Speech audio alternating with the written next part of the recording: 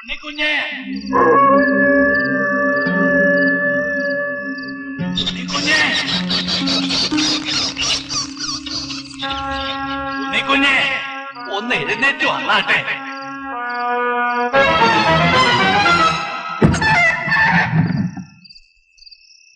നിന്റെ അച്ഛൻ മരിച്ചിട്ടൊന്നുമില്ല. അതിലകത്തെ ദേഹണ്ണപ്പരെ ചെന്ന് നോക്കിയാട്ടെ. ഉണ്ണിക്കുഞ്ഞ് മതിലകത്തെ ദേഹണ്ണപ്പരെ ചെന്ന് നോക്കിയാട്ടെ. ഈശ്വര വെള്ളച്ചേട്ടൻ മരിച്ചിട്ടൊന്നുമില്ല.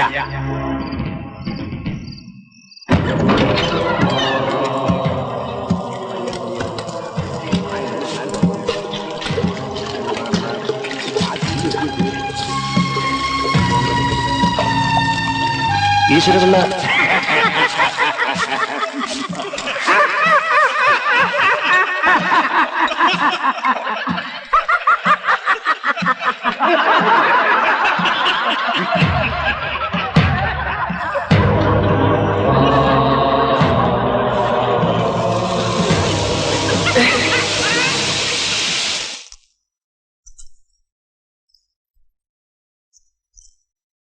സ്വപ്നം കണ്ടത് വെറുതെ അല്ല,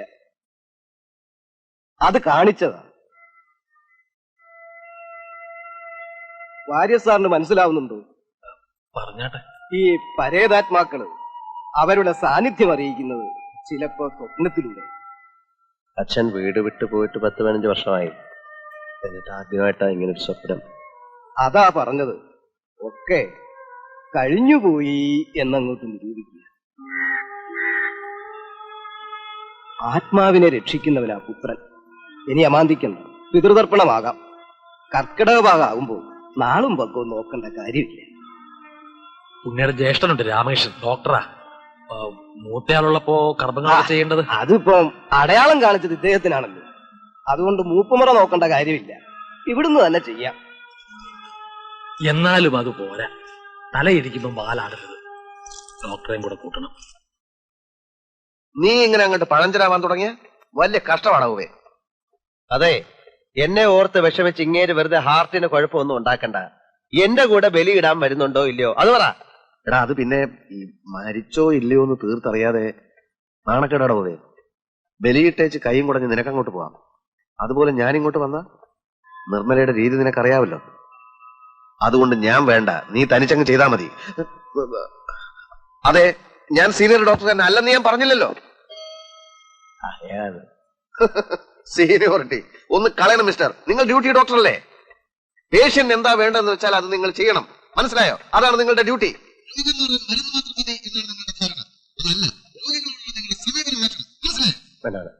no no no no no arguments ഒന്നും വേണ്ട. Do your duty. ഇയാള് കിടന്ന് ഉരുളണ്ട, വെച്ചോ.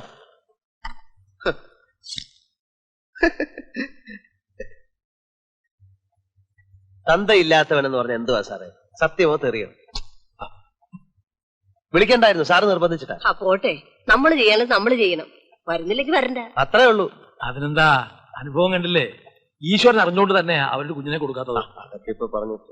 തന്റെ അച്ഛനറിയാം, അതാ തന്നെ തന്നെ വിളിച്ചുണർത്തിയത്. അപ്പോ അതങ്ങനെ തന്നെ നടക്കട്ടെ. മരിച്ച ആളിനെ സങ്കല്പിച്ച് ഗർഭം നനച്ച ഇലയിൽ വെച്ച് 3 പ്രാവശ്യം നീര് കൊടുത്ത്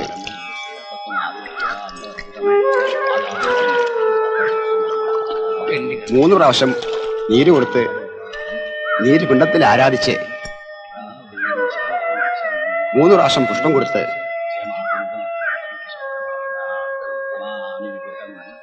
3 പ്രാവശ്യം എള്ളുമരിയും കൊടുത്ത്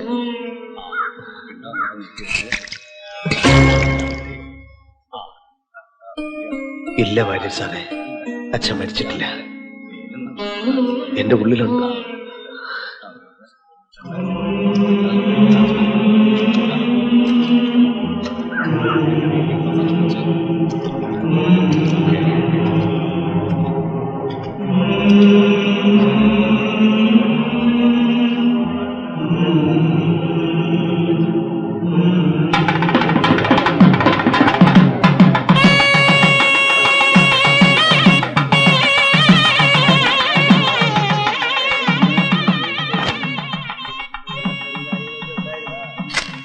ഇത് അച്ഛൻ ഈശ്വരപിള്ള. ഇത് അമ്മ ദേവകി തമ്പുരാട്ടി. പാചകക്കാരൻ ഈശ്വരപിള്ളയുടെ കൂടെ കൂവിലകത്ത് നിന്ന് ഇറങ്ങിപ്പോന്നതാ. ഇതാണ് ഡോക്ടർ ജ്ഞാനൻ. അടുത്തേക്കുന്നത് അയാളെ വിലക്കെടുത്ത നിർമ്മല കൊച്ചമ്മയും. കല്യാണം കഴിഞ്ഞിട്ട് 4 വർഷമായി. പണത്തിനും അഹങ്കാരത്തിനും ഒരു കുറവുമില്ല. പക്ഷെ പറഞ്ഞിട്ട് എന്താ കാര്യം? ഒരു കുഞ്ഞിക്കാല് കാണാനുള്ള ഭാഗ്യമില്ല. കഷ്ടം ഞങ്ങളുടെ അമ്മയുടെ കാര്യമാണ്. പകലങ്ങ് പ്രാർത്ഥനയാ. ഇനി നടത്താൻ വഴിപാടുകളൊന്നുമില്ല. മീരയ്ക്ക് വല്ല ഐഡിയ ഉണ്ടെങ്കിൽ പറ, അമ്മ അത് ചെയ്തോളൂ. മുത്തശ്ശി പറഞ്ഞു ഞാൻ കേട്ടിട്ടുണ്ട്, മുടിയേറ്റ് നടക്കുമ്പോ ഭദ്രകാളിയോട് പ്രാർത്ഥിച്ചാൽ മതിയെന്ന്. മുടിയേറ്റെങ്കിൽ മുടിയേറ്റ്.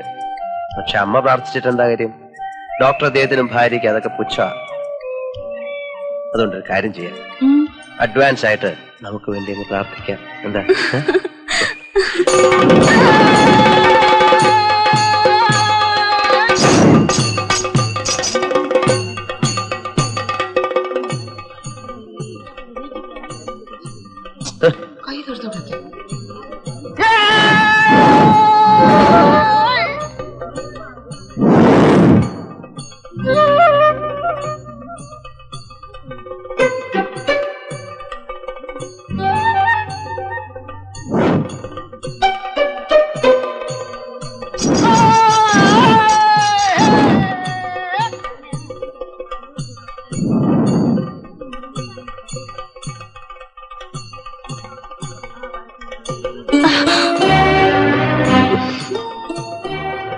ഉണ്ണിക്കുഞ്ഞിന്റെ കൂടെ ഏതാ കൊച്ച്?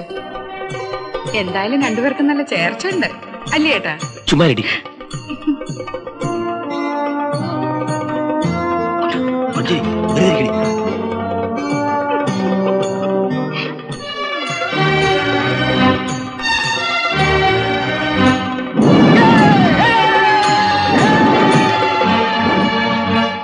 ഇതെന്തുവാ ഉണ്ണിക്കുഞ്ഞി? ഇത് മുടിയേറ്റ്. കാളിയും കൂളിയും. പുഞ്ചിരി ചേച്ചിക്ക് മനസ്സിലായില്ലേ? മിലിറ്ററി ചേട്ടൻ പറഞ്ഞു കൊടുക്ക്. വേണ്ട വേണ്ട, കൊറേയൊക്കെ ഞങ്ങൾക്കും മനസ്സിലാവും.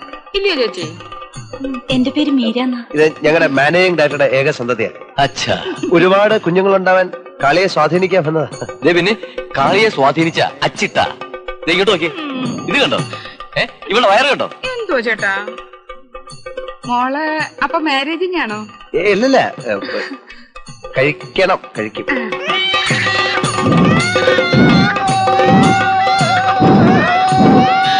അയ്യോ, അതാ ശ്രീമന്ദിരത്തെ സരസ്വതിയാ. കല്യാണം കഴിഞ്ഞിട്ട് 10 വർഷം കഴിഞ്ഞു. ഇപ്പോഴാ കാളിയമ്മ അനുഗ്രഹിച്ചത്.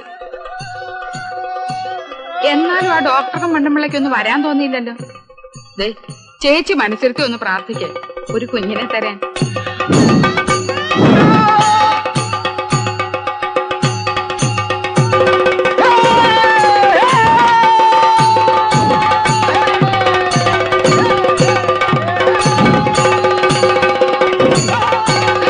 അയ്യോടാ, അത് നമ്മുടെ എരിശ്ശേരിയല്ലേ? അച്ഛന്റെ ഒരു ശിങ്കിടിയാ.